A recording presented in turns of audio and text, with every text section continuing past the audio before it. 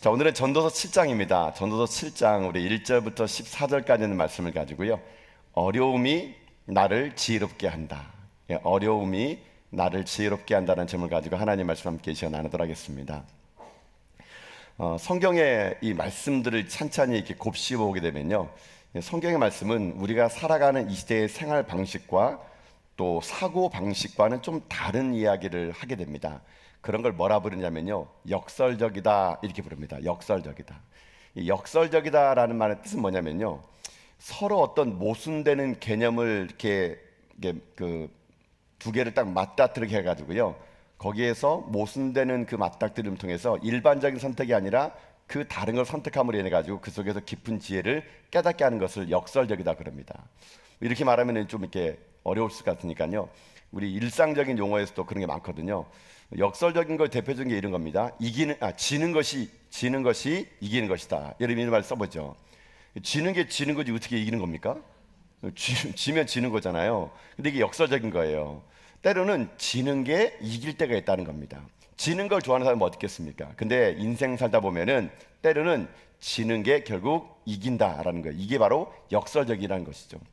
이런 역설적인 말은 성경에도 엄청나게 많습니다. 예수님은 거의 대부분 제가 볼 때는요, 역설적인 말을 참 많이 했던 것 같아요. 예수님의 대표적인 역설적인 게 여러분 산상수훈 부분이 많이 나와 있지 않습니까?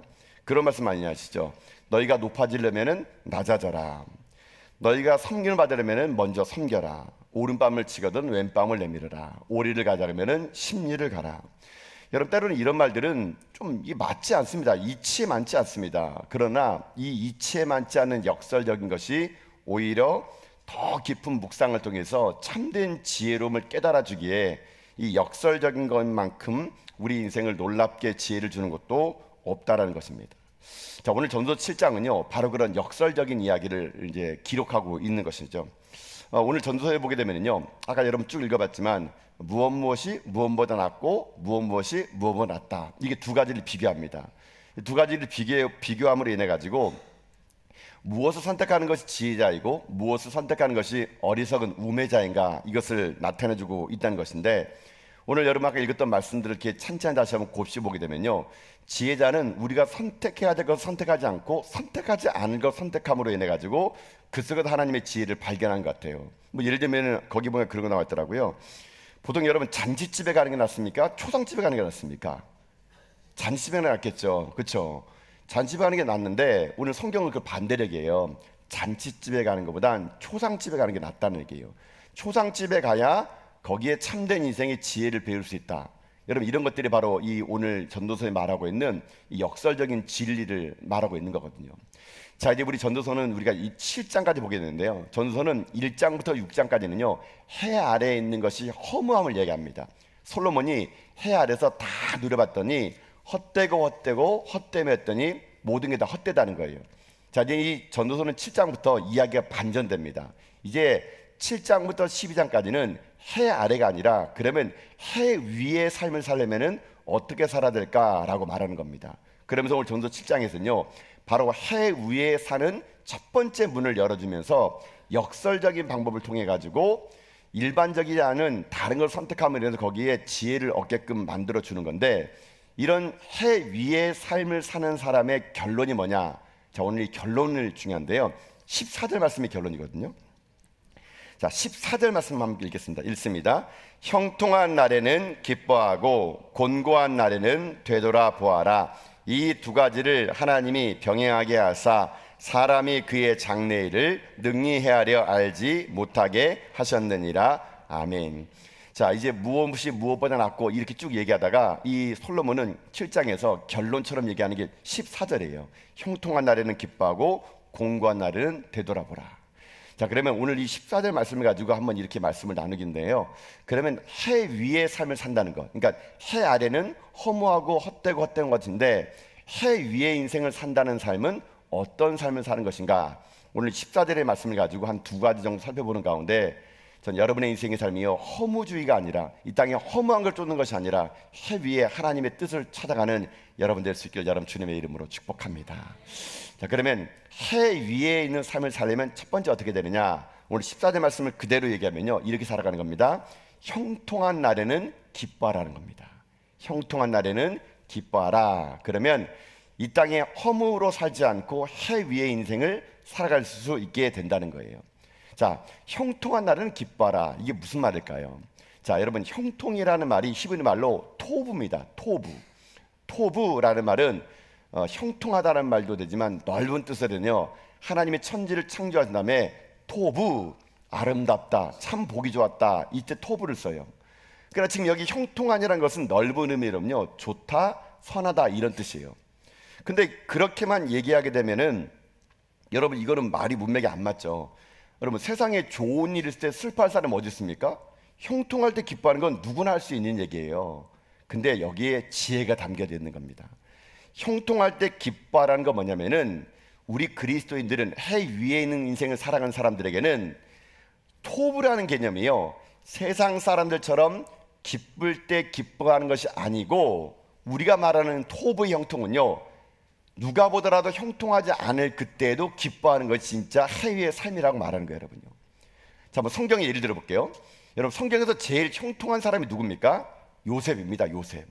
여러분, 요셉을 가리켜서 성경은요, 그가 하나님과 함께 하였으니 형통한 자가 되어라는 말을 계속 반복합니다. 여러분, 요셉이 형통한 자가 될 수 있었을까요?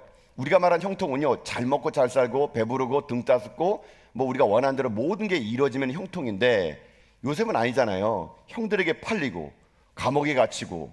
여러분 이게 어떻게 형통입니까? 근데 성경은 그걸 가르쳐 뭐라 말하느냐?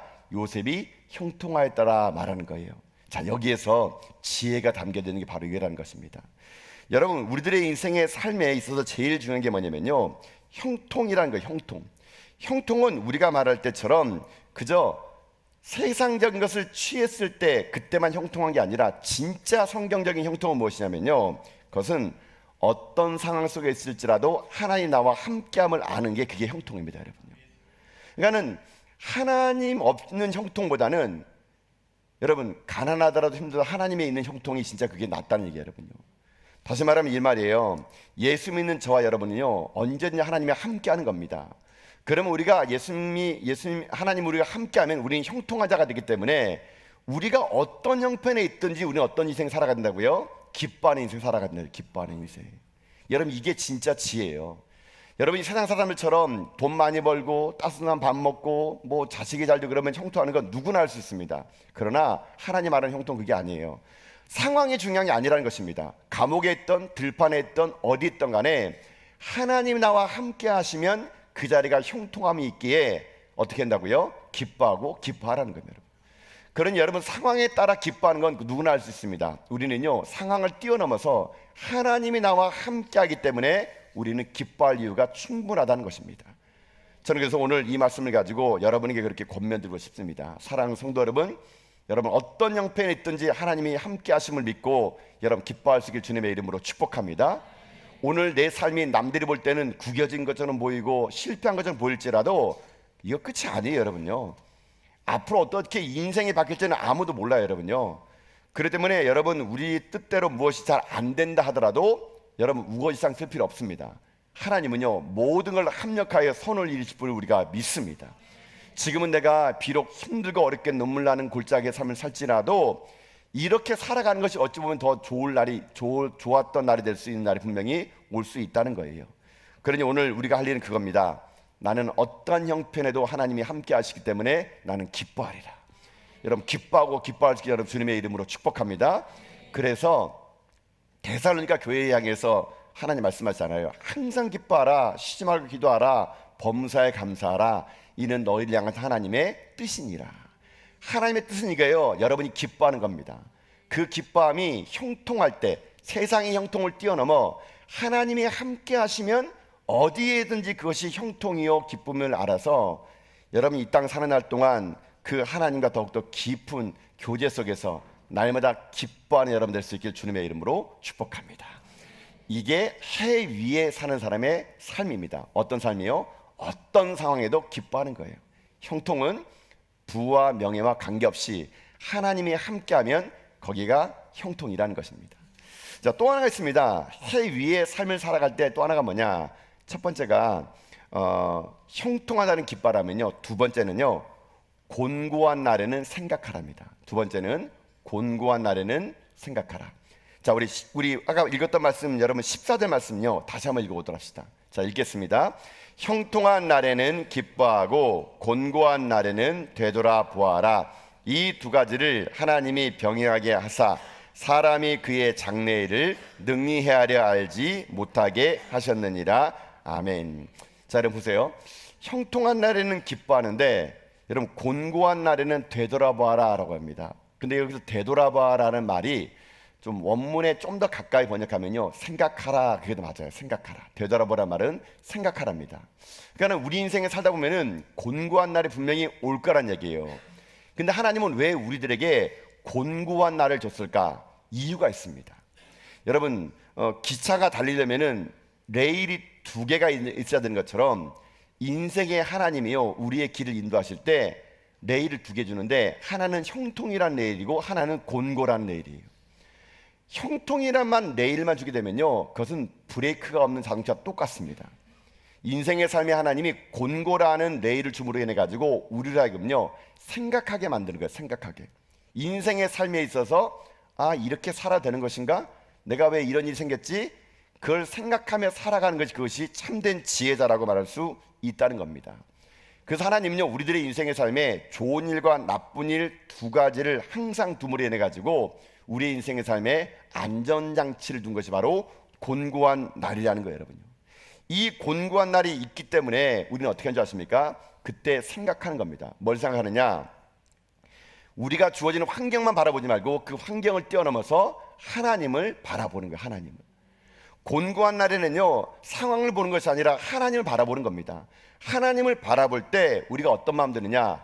하나님은 내 인생의 주권자요 섭리자요 역사하신 분이심을 알게 되면 이 곤고한 날도 오히려 우리에게 지혜로운 날이 될 수 있다라는 겁니다. 그런 여러분의 인생의 삶에 정말로 힘든 일 어려움 올 때는요 그때는 여러분 하나님을 생각할 때입니다. 여러분 근데 이 생각이요 잘 안 돼요. 여러분요 아까 말씀 읽어볼게요. 형통한 날은 기뻐하고 곤고한 날에 생각하려잖아요. 왜 그런지 아십니까? 곤고한 날에는 생각이 잘 안 납니다. 여러분요 곤고한이라는 게 뭐예요? 갑자기 닥친 불행이잖아요.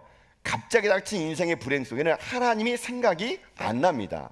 그러니까 망하는 거예요. 여러분요 그러니까 우리들의 인생의 삶에 곤고한 날이 오면은 그때는요 하나님을 생각할 때입니다. 하나님을 생각해서 이 닥친 현실의 삶 속에서 하나님의 주권을 인정할 때 이 인생의 삶이 복된 삶이 될 수 있다는 거예요. 여러분. 그럼 무슨 생각을 하라는 걸까요? 도대체 곤고한 날에 생각하라 그러는데 뭘 생각할까요? 제가 이제 본문의 말씀 가면서 보니까요 생각 중에 이런 생각을 하는 겁니다. 첫 번째는요 믿음의 생각. 여러분 믿음의 생각하셔야 됩니다. 믿음의 생각은 이런 겁니다. 긍정적인 생각입니다. 여러분이 인생 살다가 곤고한 날이 오고 어려운 날이 오고 힘든 날이 오면은 생각을 하되 믿음의 생각하세요. 그래서 이렇게 생각하는 겁니다. 나만 당하는 일이 아니라는 생각, 우연한 일이 아니라는 생각, 하나님이 여기에 뜻이 있겠지라고 생각하는 거예요. 나쁜 것이 아닐 거라는 생각, 항상 이렇지만은 않을 거라는 생각, 나 혼자 이런 일을 당하게 하나님 놔두시지 않을 거라는 생각, 이런 생각이 곤고한 날에 하는 생각이에요. 여러분요 이런 생각을 가지고 인생의 곤고함이 올 때 하나님을 생각하게 되면은 오히려 그 곤고함이 하나님을 더욱더 만날 수 있는 계기가 되는 거예요. 여러분. 자 그러면 믿음의 생각을 하면은 그 다음에 뭘 해야 되는지 아십니까? 염려하지 않는 겁니다. 염려하지 않는 거. 하나님을 생각해 가지고 분명히 여기는 하나님 뜻이 있을 거야.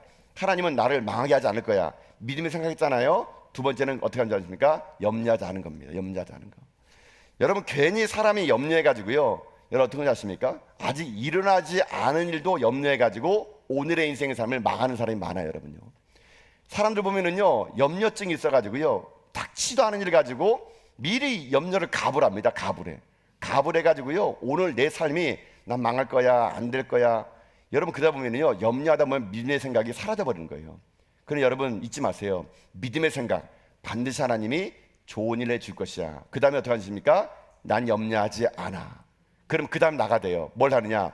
그럼 염려 대신 뭘 해야 될까요? 염려 대신 기도하는 겁니다. 기도하는 거. 여러분 보세요. 빌립보서 4장 6절 7절 보세요. 한번요. 자 한번 읽어봅시다. 읽겠습니다. 아무것도 염려하지 말고 다만 모든 일에 기도와 간구로 너희 구할 것을 감사함으로 하나님께 아뢰라.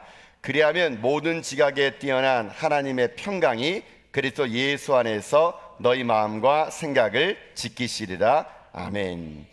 자, 여러분에게 곤고한 일이 닥쳐오면 첫 번째는 믿음의 생각을 하는 겁니다. 하나님이 뜻이 있겠지. 하나님이 좋은 일을 주실 거야. 하나님은 결코 실수하지 않은 분이시야. 이렇게 믿음의 생각 하신 다음에 염려하지 않을 겁니다. 난 염려하지 않을 거야. 근데 여러분, 염려하지 않을 거라고 말해도 계속 염려가 밀려와요. 그때 뭐 하는지 아십니까? 기도로 내 마음을 채우는 겁니다. 기도로, 여러분. 기도하면은 내 마음과 생각이 염려가 채워지는 것이 아니라 하나님의 일하심으로 바뀌는 거예요. 여러분. 그렇기 때문에 여러분, 곤고한 날에는요 어떻게 되느냐? 하나님께 피하는 겁니다. 하나님을 생각하는 거예요. 하나님께 기대는 겁니다. 그걸 뭐라 부르느냐? 그것을 기도. 이게 기도.